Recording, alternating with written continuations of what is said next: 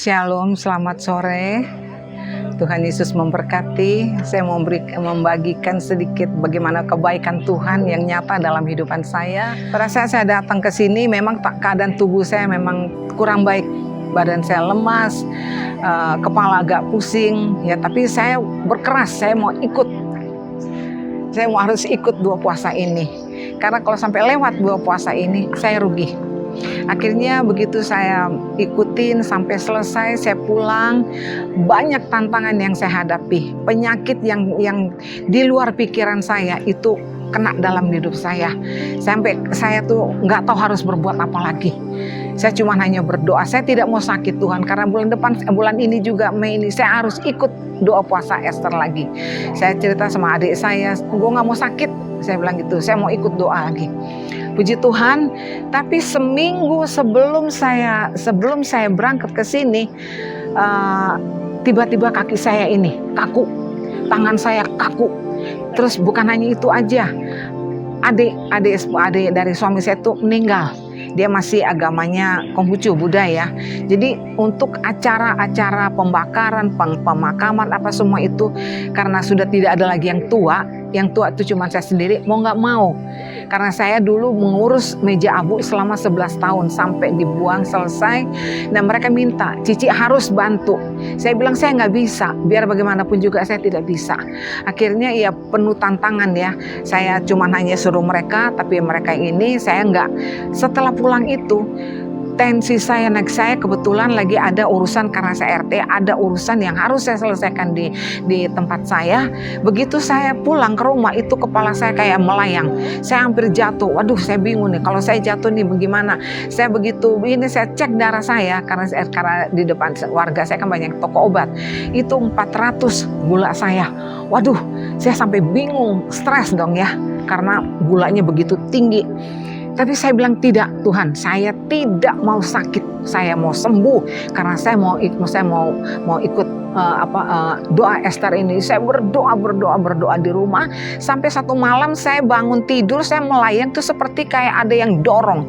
Jadi seolah-olah dia tuh buat saya tuh untuk jatuh. Kalau saya jatuh kan berarti saya nggak bisa jalan, nggak bisa saya datang untuk ibadah. Tapi saya bilang darah Yesus, darah yang berdaulat, darah Yesus yang berdaulat dalam tubuh saya, dalam darah saya dan dalam tubuh saya memberikan saya kekuatan kemampuan untuk saya bangkit berdiri karena saya mau melayani Tuhan, saya mau mendengar suara Tuhan, saya mau bercengkrama dengan Tuhan, saya mau dekat dengan Tuhan. Dalam nama Yesus saya bangkit. Akhirnya saya tidur, pagi-pagi saya bangun, rasanya udah enak gitu badan saya rasanya itu. Nah itu hari Jumat. Terus adik saya bilang gini, ini malam 7 hari untuk yang meninggal. Jadi Cici harus datang untuk ngatur. Saya bilang aduh malam lagi ya di Bekasi, Harapan Indah kan jauh. Saya bilang aduh nggak bisa ini, saya bilang gitu. Tapi Tuhan baik. Pada saat itu saya dibikin tidur. Nggak ada sama sekali itu Jumat malam ya, karena malamnya itu harus sembahyang. Saya dibikin tidur nyenyak sekali. Sampai saya bangun, saya telepon adik saya, udah jam berapa sembahyangnya? Baru udah bilang, Ci udah selesai. Loh, kok udah selesai? Tadi malam jam 12 mereka sembahyang.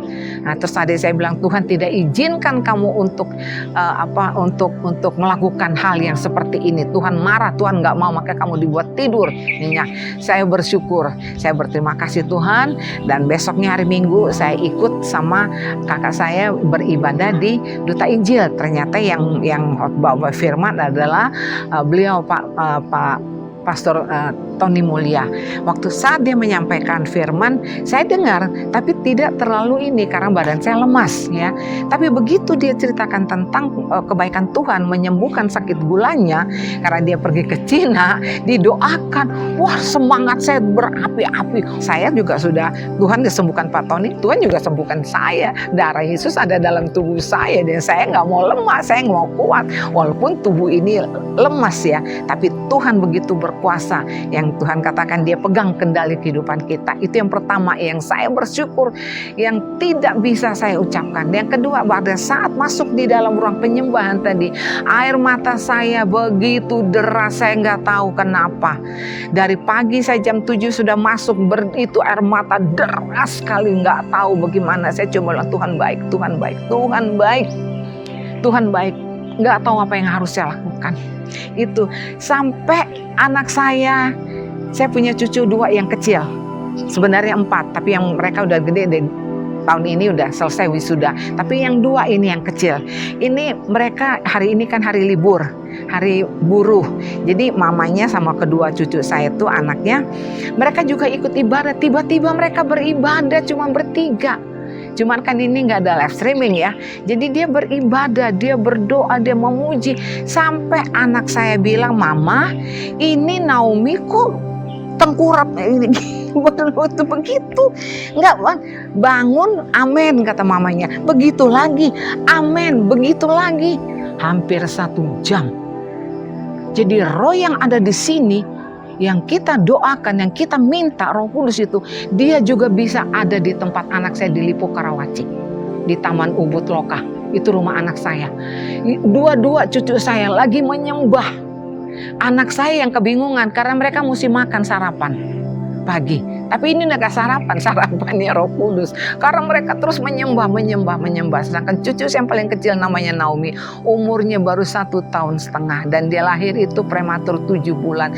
Tapi luar biasa Tuhan, dia walaupun dia tidak bisa bicara, tapi dengan ucapannya itu berdua mereka menyembah, dan mereka bergandengan tangan. Cici sama dedeknya bergandengan tangan, mereka berdoa. Baru mamanya sibuk taruh roti, mereka nggak gubris itu makanan yang ditaruh di piring mereka. Mereka nggak gubris, malah sembah. Sampai anak saya bilang, "Ini kenapa? Takut kesurupan atau apa?" Saya bilang, "Tidak, roh yang di sini Tuhan juga bekerja di tempat kamu. Harus bersyukur." Saya bilang, "Anak kamu Tuhan pakai untuk memuji dan memuliakan namamu. Sekarang kamu yang harus bertobat, harus minta sama Tuhan roh doa, roh pujian penyembahan." Karena dia dulu kan singer, ya MC juga di Mawar Saron. Jadi kamu juga harus bangkit roh kamu untuk menyembah Tuhan. Saya bilang dahsyat benar-benar Tuhan. Itu kejutan yang kedua. Yang ketiga ya, yang ketiga ini anak saya yang di Bali. Selama ini saya salah satu penggemar yang kelas berat. Dari zaman ada live streaming, saya tidak pernah absen untuk ikut setiap hari Senin dimanapun saya berada. Kalau saya tidak ikut acara di YouTube, tapi begitu selesai, saya selalu pulang ke rumah, saya selalu buka. Saya ikutin pujian penyembahan, dan itu memberikan saya kekuatan yang begitu luar biasa. Saat saya lemah, saya sakit, dari pujian penyembahan, dari Bukit Doa, Taman Doa di sini, itu memberikan saya semangat yang begitu luar biasa. Sepertinya tulang-tulang saya tuh dapat aliran listrik yang begitu luar biasa. Sampai selesai saya ikut pujian, saya ikut menyembah selama 1 jam itu, hati saya penuh dengan sukacita. Saya penggemar berat, tidak pernah absen, kecuali kalau saya pergi keluar yang tidak ada signal, itu mungkin tidak bisa ikutin. Nah, begitu anak saya selama ada bulan kemarin puasa Esther, itu mujizat yang luar biasa. Tidak pernah terpikirkan apa yang terjadi dalam hidupan anak saya. Karena anak saya kan punya usaha. Dia juga ada di Jakarta. Buka usaha itu kayak orang buka pintu trek. Keluar, buka pintu trek. Tapi yang paling ajaib adalah pada saat dia pulang ke Bali, dalam tekanan yang begitu luar biasa, dia nggak kuat sampai dia bilang, "Ma, nggak sanggup seperti ini, Ma. Robi udah nggak sanggup, Ma." Karena terlalu tekanannya begitu, dia nangis. Saya bilang, ingat Rasul Paulus katakan, di saat kita lemah, di situ mujizat itu terjadi. Saat kita lemah, saat kita dalam terjepit, saat kita tidak kuat, itu mujizat terjadi. Dan yang terjadi adalah begitu dia sampai di Bali, pertama Jimmy tidak jadi ditutup, malah dibuka, diperlebar. Ada investor yang datang yang luar biasa. 1. Yang kedua, itu investor yang dari luar, dari perusahaan-perusahaan asing. Ada 3. Itu datang, mereka langsung menawarkan tanpa ada, ini hari libur, besok mereka akan bertemu. Yang satu dari Prancis, yang satu dari Jerman, belum yang dari Indonesia. Dahsyat, Tuhan baik. Saya katakan, Tuhan, betapa baiknya Dia. Betapa baiknya Dia tahu kita mencintai dia. Saya tadi itu doa cuma bilang, I love you Jesus, I love you, I love you, I love you. Dan dua cucu saya, yang pertama waktu umur masih 7-8 tahun, dia lihat di sini kemuliaan Tuhan begitu nyata. Malaikat begitu ada, dia langsung bilang, Oma ini ada malaikat. Dia bilang angel, ya kan? Tapi dia bawa ke kantin, dia sediakan itu cangkir sama kue. Ini untuk temannya, ini untuk dia. Ternyata itu berapa tahun yang lalu. Ternyata roh itu masih tetap sama. Roh itu masih tetap sama dalam kehidupan cucu saya Nadine. Dan sekarang transfer ke adiknya. Ini benar-benar keajaiban. Ini tidak bisa kita pikirkan dengan pikiran kita sendiri. Di sini letaknya kesetiaan kita, keteguhan kita, ketaatan kita, kerendahan hati kita menerima dia apa adanya. Ternyata waktu saya nangis dari pagi sampai siang itu, saya lihat itu bayangan, saya lihat itu putih masuk ke dalam dan dia mengurapi semua. Dia memberkati. Jadi mau puasa Esther ini bukan puasa hanya untuk menahan lapar dan haus. Bukan. Tapi puasa ini mendekatkan kita kepada Tuhan. Mematikan karakter yang tidak baik. Menghancurkan semua adrenalin yang tidak baik dalam tubuh kita. Dan di tempat inilah saya lihat itu betapa dahsyatnya Tuhan. Ya, setiap hari Senin kita menyembah Tuhan. Karena Tuhan disukakan dengan pujian dan penyembahan. Saat kita menyembah, saat itu mujizat terjadi. Pada saat kita puasa Esther, tubuh kita dikembalikan berlipat kali ganda kesehatannya.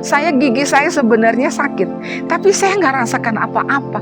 Karena Tuhan yang begitu dahsyat yang ada dalam diri saya dan ada di dalam saudara-saudara kita yang semua, baik yang ada di sini maupun yang ada di luar. Semuanya itu karena Tuhan yang mengasihi kita. Dan doa yang selama ini yang kita anggap biasa, tapi itu tidak biasa bagi Tuhan. Doa itu apapun yang kita naikin sedikit, Tuhan jawab, mari anakku. Tuhan katakan, mari anakku. Tadi dia katakan, mari anakku, aku memberkatimu. Dan saya lihat dia berjalan, dia berjalan, dia tumpang tangan, itu angin itu enggak, saya sampai deg-degan, gemetar. Saya baru rasakan gemetar yang begitu kuat. Saya sampai bilang, saya mesti bersaksi atau bagaimana. Katakan, itu jelas. Sampaikan, itu jelas. Makanya tadi saya bilang sama Dewi, saya mau bersaksi dong. Hati saya sebenarnya nggak mau deg-degan. Saya takut, jujur aja saya takut. Karena ngadapin banyak. Kita biasanya kalau pendoa kan di belakang layar. Nggak di depan, di belakang layar. Tapi ini disuruh ke depan. Takut salah omongannya. Takutnya melenceng apa yang nggak dia, bukan yang Tuhan mau atau kita sampaikan. Tapi tadi itu benar-benar mengalir, Tuhan baik. Terima kasih banyak. Terima kasih banyak buat Bukit Doa, rumah pengorbanan doa ini. Benar-benar diurapi. Saya rasakan itu dan saya lihat itu malaikat itu banyak. Saya merasakan itu. Mungkin ini Oma, ya. Saya sering katakan, ini hari adalah hari terakhir Oma. Tapi Oma percaya apa yang Oma dapatkan, anak cucu Oma juga merasakan dan kalian juga dapatkan. Janji dia berkelimpahan itu dia dan amin. Saya rasakan itu. Anak saya yang paling tua di dunia, banyak masalah, Tuhan campur tangan. Tidak ada sampai 1 minggu. 1 kali 24 jam semuanya selesai. Ini dahsyat, benar-benar dahsyat. Roh Kudus terlalu baik, terlalu manis, terlalu benar-benar membuat saya tuh tambah berapi, tambah semangat. Saya nggak peduli lagi, kaki saya kaku waktu itu, saya nggak peduli lagi. Saya tahu Tuhan udah sempurnakan, udah kesembuhan. Tadi pagi saya tes gula darah saya normal. Saya bilang Pak Tony disembuhkan normal, masa saya juga enggak? Tapi ternyata kita sama. Tuhan baik, adil. Tuhan sembuhkan Pak Tony, Tuhan sembuhkan juga saya. Masih ada hari esok. Hari esok itu adalah Tuhan memberkati kita lebih dan lebih dan lebih daripada segalanya. Terima kasih, Tuhan Yesus memberkati.